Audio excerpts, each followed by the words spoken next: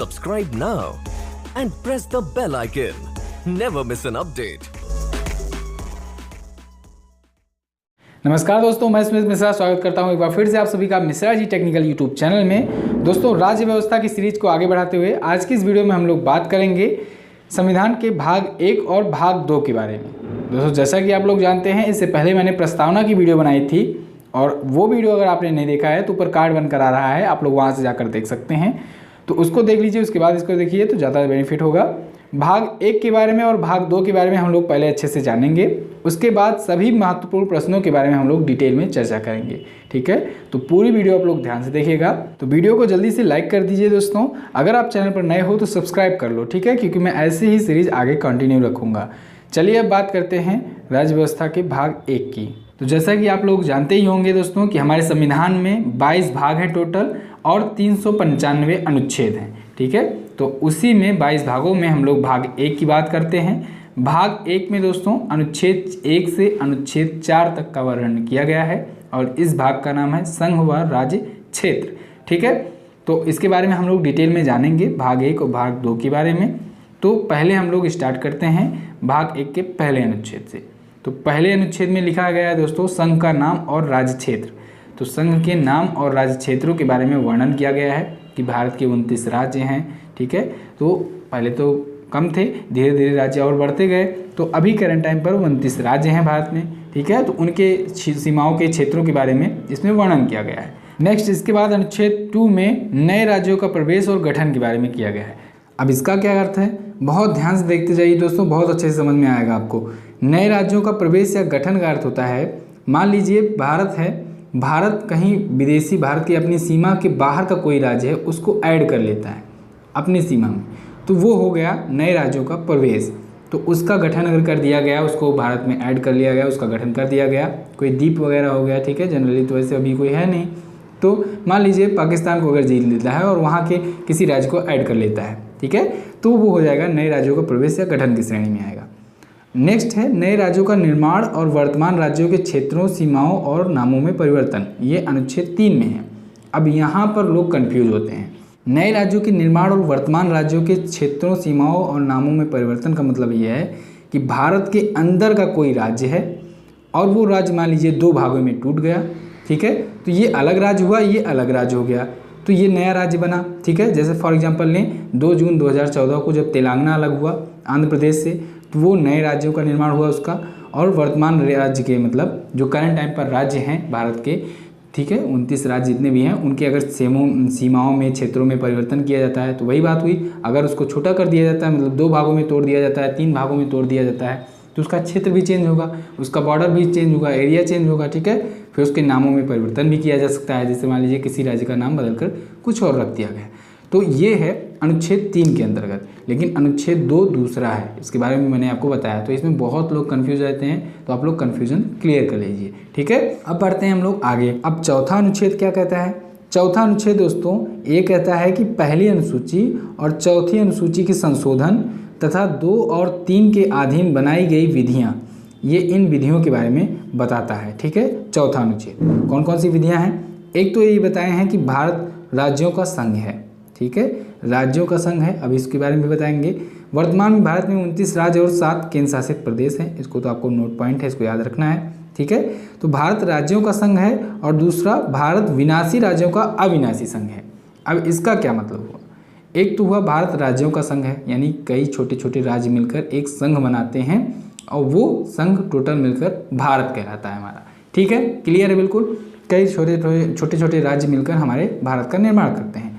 अब भारत विनाशी राज्यों का अविनाशी संघ है, यानी कि राज्य आपस में टूट सकते हैं, विनाशी हो सकते हैं, आपस में वो अलग अलग हो सकते हैं, लेकिन वो अलग होंगे भी तब भी वो भारत के अंदर ही रहेंगे, वो भारत के ही राज्य कहलाएंगे। ऐसा नहीं है कि उसकी नागरिकता दूसरी हो जाएगी। जब मैं अभी आपको आगे नागरिकता बताऊंगा, एकल नागरिकता, दोहरी नागरिकता, तो उसमें भी आपको बता दूंगा। ठीक है, तो भारत विनाशी राज्यों का अविनाशी संघ है। इसका मतलब यही है कि भारत के जो राज्य हैं वो आपस में टूट सकते हैं, आपस में विनाशी हो सकते हैं, लेकिन भारत जो है वो अविनाशी संघ है, यानी कि भारत के राज्य टूटकर किसी दूसरे देश में नहीं जा सकते हैं, इसको याद रखिएगा। तो और दूसरा, ये भारत राज्यों का जो संघ है ये संघ के लिए यूनियन शब्द का इस्तेमाल करता है भारत। यूनियन शब्द का क्या मतलब हुआ? यूनियन का मतलब यही हुआ सभी राज्य मिलकर एक में है, एक भारत में निर्माण करते हैं, अखंड भारत का। ठीक है, अभी जैसे जैसे आप लोग आगे बढ़ते जाएंगे बिल्कुल क्लियर होता जाएगा आपको। ठीक है, जब मैं दोहरी नागरिकता एकल नागरिकता के बारे में बताऊंगा। आगे अब बात आती है भाग 2 की। तो भाग 2 दोस्तों अनुच्छेद 5 से अनुच्छेद 11 तक में है। ठीक है, अनुच्छेद 5 से अनुच्छेद 11 तक का पार्ट जो आता है वो भाग 2 में आता है, जो कि है नागरिकता। बहुत इंपॉर्टेंट है, पूछा जाता है आपको कि नागरिकता भारतीय संविधान के किस भाग में है, या फिर नागरिकता का वर्णन अनुच्छेद किस से किस तक किया गया है। जब आपको मैं अभी आगे जब प्रैक्टिस सेट सॉल्व कराऊंगा तो आप लोग को बहुत अच्छे से सारा चीज़ें याद हो जाएगा। ठीक है, आगे हम लोग देखते हैं, अब इससे कुछ पॉइंट जान लेते हैं। भारत में एकल नागरिकता का प्रावधान है। सबसे पहली बात, भारत में एकल नागरिकता का प्रावधान है। ये एकल नागरिकता क्या है कि अगर आपके पास भारत की नागरिकता है, आप चाहे उत्तर प्रदेश के हो, चाहे आंध्र प्रदेश के हो, चाहे उड़ीसा के हो, पंजाब के हो, कहीं के भी हो, तो आपके पास केवल एक ही नागरिकता लेने की ज़रूरत है, वो नागरिकता होगी भारत की। ठीक है, आप भारतीय कहलाओगे। लेकिन जिन देशों में दोस्तों दोहरी नागरिकता का प्रावधान होता है उसमें क्या होता है कि जैसे फॉर एग्जांपल अमेरिका ले लीजिए। अमेरिका की लीजिए, मान लीजिए आप अमेरिका के न्यूयॉर्क में रहते हैं या वाशिंगटन डीसी में रहते हैं, तो आपको क्या करना होगा, पहले तो आपको एक नागरिकता लेनी पड़ेगी अमेरिका की, उसके बाद एक नागरिकता आपको लेनी पड़ेगी न्यूयॉर्क की, कि आप न्यूयॉर्क में रहते हैं। ठीक है, तो ये ध्यान में रखना है, वहाँ पर दोहरी नागरिकता चलती है अमेरिका में। तो लेकिन भारत में एकल नागरिकता है, तो इसका यही मतलब है कि आप चाहे तमिलनाडु में रहते हो, चाहे आप रहते हो उत्तर प्रदेश में, आप भारतीय हो, आपके पास एकल नागरिकता है, आप कहीं भी किसी स्टेट में जा सकते हो। ठीक है, लेकिन इसमें जहाँ पर दोहरी नागरिकता होती है वहाँ पे अगर आप न्यूयॉर्क में रहते हो तो आपको अगर वाशिंगटन डीसी में शिफ्ट होना है, वहाँ पर रहना है, तो वहाँ की नागरिकता आपको लेनी पड़ेगी। क्लियर है? अगला पॉइंट है, भारत में एकल नागरिकता की अवधारणा इंग्लैंड से लिया गया है। बिल्कुल इंपॉर्टेंट है दोस्तों, याद रखिएगा।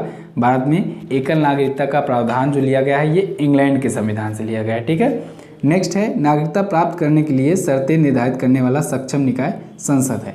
यानी संसद ही, जो भारत की संसद है, पार्लियामेंट है, वही डिसाइड करेगी कि नागरिकता किसकी ली जाए, किसकी छीन ली जाए, या फिर किसको नागरिकता दी जाए। ठीक है, और किन किन शर्तों से ली जाए ये भी डिसाइड हुआ है। कुछ क्राइटेरिया हैं जिनके बारे में भी हम आगे बात करते हैं। ठीक है, कि किन किन शर्तों को पूरा करने पर किसी को नागरिकता दी जाएगी, किन किन शर्तों को ना पूरा करने पर किसी से नागरिकता छीनी जा सकती है।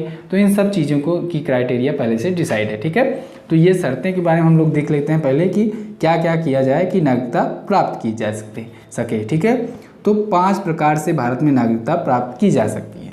अब ये 5 प्रकार कौन कौन से हैं? एक तो जन्म से है, यानी अगर आप इंडिया में पैदा होते हो तो आप ऑटोमेटिकली इंडिया के नागरिक हो। नेक्स्ट है वंशाधिकार द्वारा।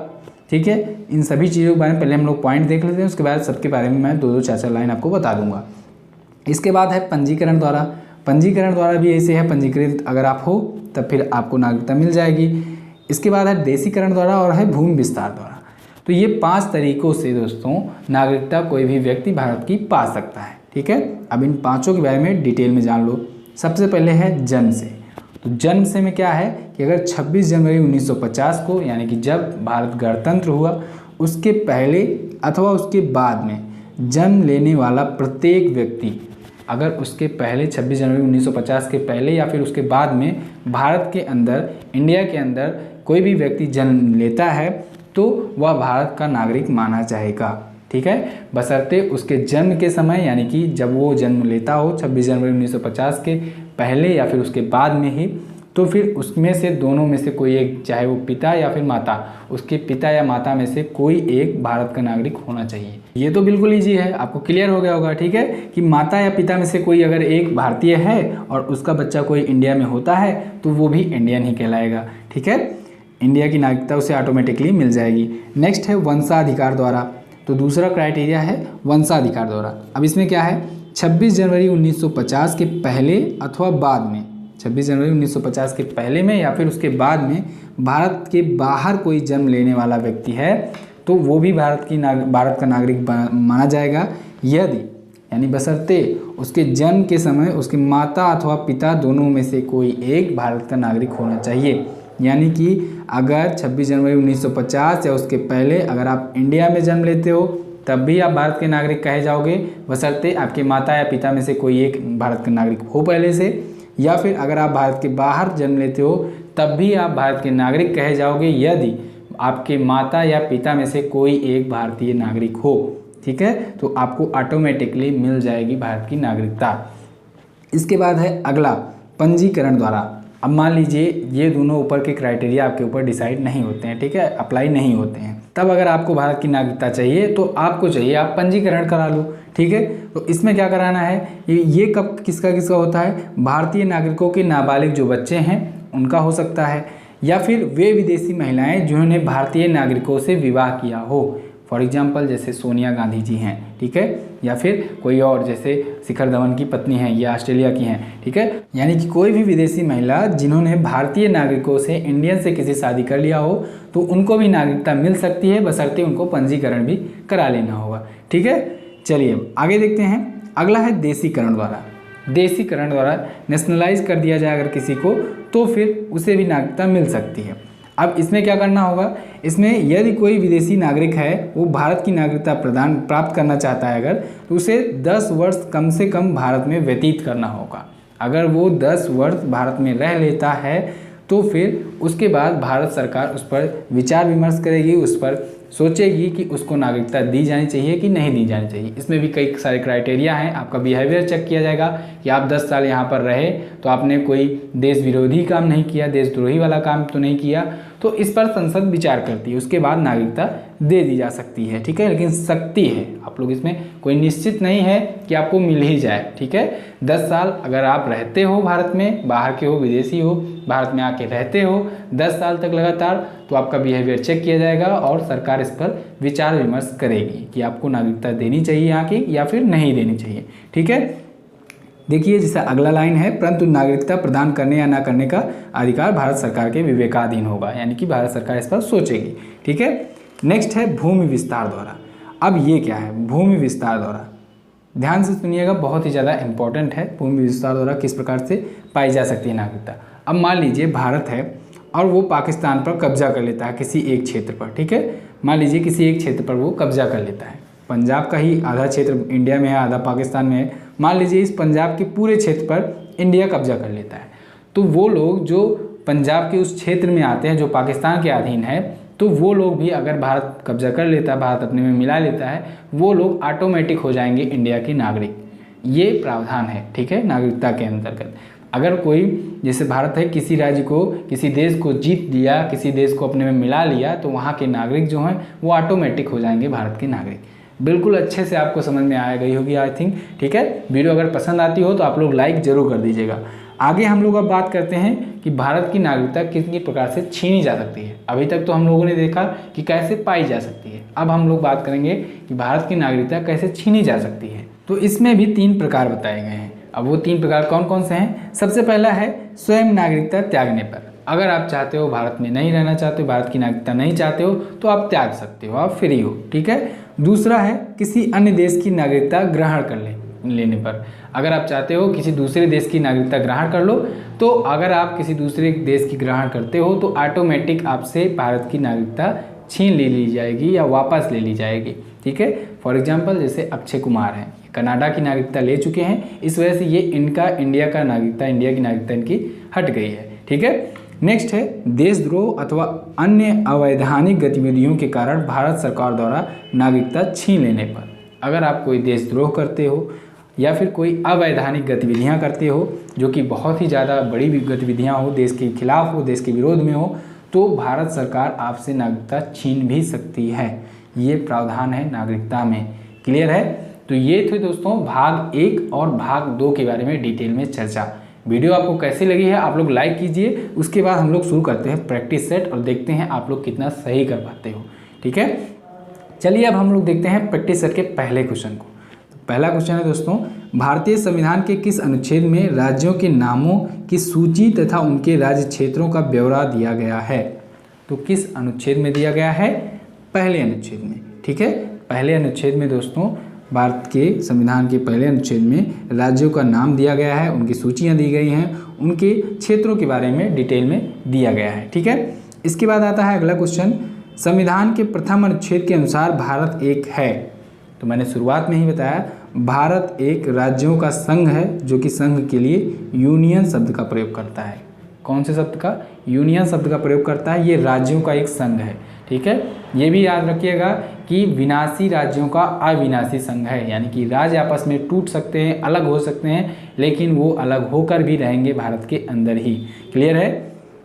आगे बढ़ते हैं। अगला क्वेश्चन है, भारत में संघ राज्यों का प्रशासन होता है। भारत में संघ राज्यों का प्रशासक कौन होता है? तो संघ राज्यों का प्रशासक होता है दोस्तों राष्ट्रपति। संघ राज्य मतलब क्या हुआ? संघ मतलब हुआ हमारा भारत, तो ये राज्यों का संघ यानी भारत हुआ, तो भारत का प्रशासक कौन हुआ? राष्ट्रपति होता है, ठीक है। राष्ट्रपति सर्वोच्च संवैधानिक पद होता है। क्लियर है? चलिए आगे बढ़ते हैं। अगला है, संविधान के किस अनुच्छेद के अंतर्गत संसद को नया राज्य बनाने का अधिकार है? संविधान के किस अनुच्छेद के अंतर्गत, ठीक है, नया राज्यों का निर्माण, गठन और उनके क्षेत्रों, नामों, सीमाओं में परिवर्तन अनुच्छेद 3 के अंतर्गत, ठीक है, 3 के अंतर्गत ये कहा गया है। क्लियर है? जैसे जब तेलंगाना अलग हुआ था तो तेलंगाना अनुच्छेद 3 के अंतर्गत अलग किया गया था आंध्र प्रदेश से, ठीक है। नेक्स्ट है, भारतीय संविधान कौन सी नागरिकता प्रदान करता है? तो भारतीय संविधान एकल नागरिकता प्रदान करता है। इसके बारे में मैंने आपको डिटेल में बताया है, आपको समझ में आ रहा होगा। नेक्स्ट है, किस अनुच्छेद के तहत संसद को नागरिकता के संबंध में कानून बनाने का अधिकार है? नागरिकता के संबंध में कानून बनाने का अधिकार दोस्तों है अनुच्छेद 11 में। अनुच्छेद 5 से 11 तक होता है नागरिकता का प्रावधान, जिसमें अनुच्छेद 11 में कहा गया है कि भारत की संसद नागरिकता के संबंध में कानून बना सकती है, उनमें परिवर्तन कर सकती है, ठीक है।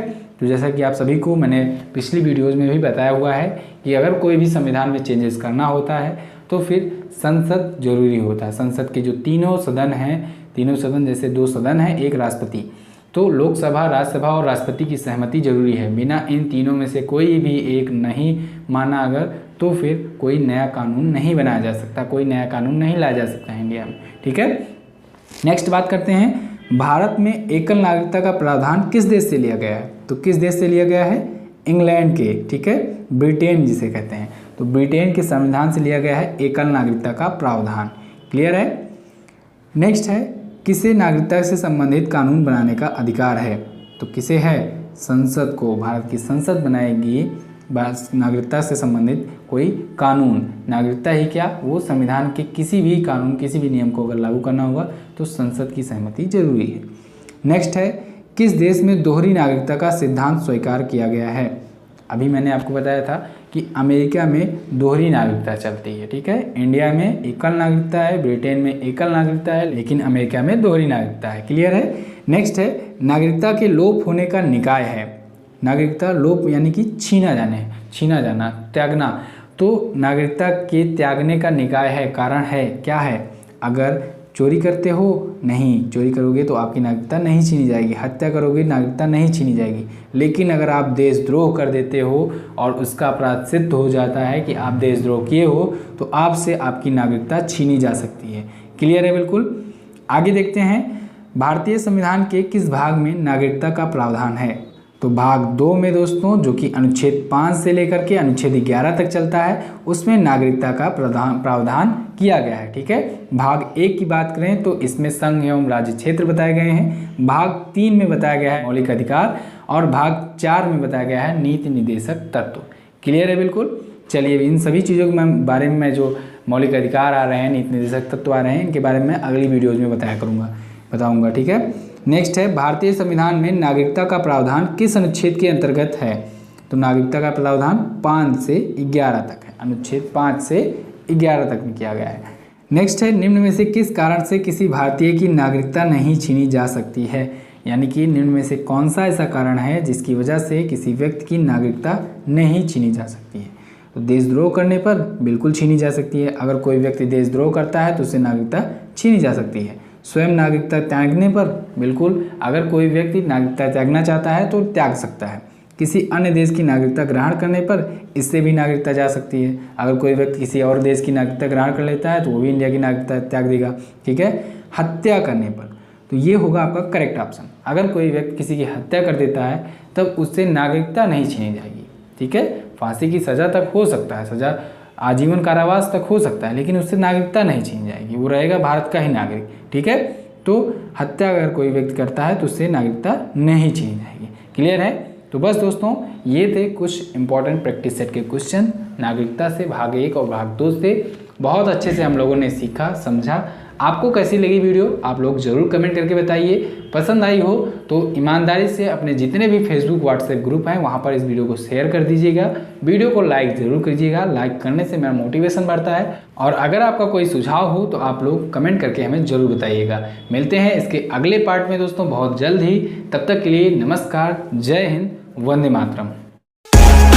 Subscribe now and press the bell icon. Never miss an update.